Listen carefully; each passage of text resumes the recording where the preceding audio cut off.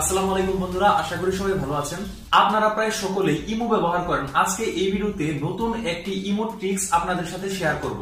ট্রিক্সটি হচ্ছে, আপনারা যখন ডাটা কানেকশন অন করে ফেসবুক, ইউটিউবে যদি আপনি কাজ করেন, তখন যদি সেই ইমোর নোটিফিকেশন কিংবা ইমোতে যদি কল আসে, সেটি কিন্তু আমাদের জন্য বিরক্তিকর কারণ হয়ে দাঁড়ায়। তো আপনি চাইলেই ইমোর নেট সাময়িক সময়ের জন্য অফ করতে পারবেন। সুতরাং আপনারা যখন ডাটা কানেকশনটি অন করে ইউটিউবে ভিডিও দেখবেন কিংবা ফেসবুকিং করবেন, তখন ইমোতে কোনো কল আসবে না। তো এটি জানতে হলে অবশ্যই এই ভিডিওটির প্রথম থেকে নিয়ে একদম শেষ পর্যন্ত দেখবেন। কথা না বাড়িয়ে চলুন শুরু করা যাক। তো বন্ধুরা, আমরা যখন ইউটিউবে ভিডিও দেখি, তখন যদি ইমোর কল আমাদের এখানে আসে কিংবা কোনো নোটিফিকেশন আসে, সেগুলো কিন্তু আমাদের বিরক্তিকর কারণ হয়ে দাঁড়ায়। বা আমরা যখন মেসেঞ্জারে চ্যাটিং করি, তখন যদি ইমোর কোনো নোটিফিকেশন আসে কিংবা কল আসে, সেটিও কিন্তু আমাদের জন্য বিরক্তিকর কারণ হয়ে দাঁড়ায়।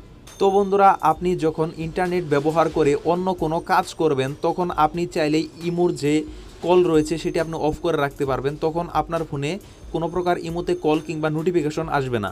তো বন্ধুরা, এই কাজটি করার জন্য আপনার কোনো অ্যাপসের প্রয়োজন হবে না। আপনাকে চলে যেতে হবে আপনার ফোনের সেটিং অপশনে যাওয়ার পর এখানে আপনারা দেখবেন যে অ্যাপ নামের একটি অপশন রয়েছে। তো এখানে আপনাদের ইনস্টল অ্যাপ কিংবা অ্যাপ ম্যানেজার থাকতে পারে, সেখানে আপনি ক্লিক করবেন।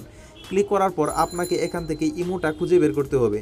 তো আপনারা দেখতে পাচ্ছেন যে এখানে কিন্তু যে ইমো রয়েছে, সেই ইমোতে আপনি ক্লিক করবেন। ইমোতে ক্লিক করার পর সবার উপরে দেখতে পাচ্ছেন যে ডান পাশে রয়েছে ফোর্স স্টপ। এই ফোর্স স্টপে আপনি ক্লিক করবেন।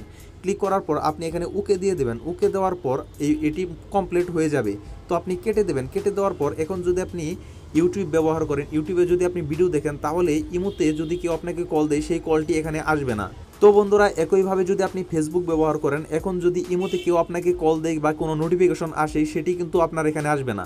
তো বন্ধুরা, এখন কথা হচ্ছে এটি কিভাবে আপনারা ঠিক করবেন। তো এটি ঠিক করার জন্য আপনার সেই কাঙ্ক্ষিত কাজটি শেষ করার পর আপনি ইমোতে প্রবেশ করবেন। ইমোতে প্রবেশ করার পর দেখতে পাবেন যে কারা আপনাকে কল দিয়েছিল সেই মুহূর্তে, এবং ইমোতে প্রবেশ করার সাথে সাথে আপনার ইমোটি আগের মতো হয়ে যাবে। তো বন্ধুরা, আবার যদি আপনি আপনার ফোনের ডাটা কানেকশন অন করে কোনো কাজ করতে চান এবং আপনি যদি চান যে ইমোর কোনো কল আপনার এখানে না আসুক, তাহলে আবারও আপনি সেটিং অপশনে গিয়ে ইমো ওপেন করে ফোর্স স্টপ করে দেবেন। তাহলে আপনার সেখানে আর কোনো কল যাবে না। আবার যখন আপনি ইমোতে ক্লিক করবেন, তাহলে আবার সেটি পুনরায় আগের মতো হয়ে যাবে। ভিডিওটি ভালো লাগলে অবশ্যই লাইক, কমেন্ট, শেয়ার করবেন এবং নতুন নতুন আরো ভিডিও পেতে আমার চ্যানেলটিকে অবশ্যই সাবস্ক্রাইব করবেন।